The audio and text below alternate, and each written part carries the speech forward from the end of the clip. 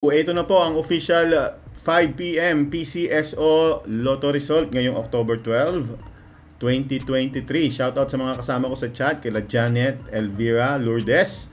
Kung first time ka, mag-subscribe ka na dahil dito po, updated ka sa Lotto result, pwede ka pang manalo ng 500 pesos GCash tuwing Sunday. Ha? Nakasubscribe ka na ba?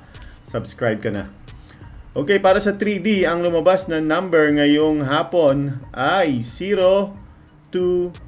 027, panalo ka ng 4,500 or 750, depende kung target or rumble. Para sa ating 2D Lotto, panalo ka naman ng 4,000 kung nakuha mo ang 17.4 sa 10 pisong taya. Hello Leslie, quiet. Para naman sa, ayan, kung nag-rumble ka, 2,000 pesos po yan. Okay, thank you very much sa mga nanood po ng live. Yung gusto pong sumali sa ating GCash giveaway, sa Sunday na po yan. At kung gusto nyo pong tumayan ng Lotto sa ating Lotto outlet, hanapin nyo kami sa Taya Tayo Lotto Facebook page. I-chat nyo yung teller natin, 7 a.m. hanggang 7 p.m. para sa mga OFW at yung mga walang matayaan.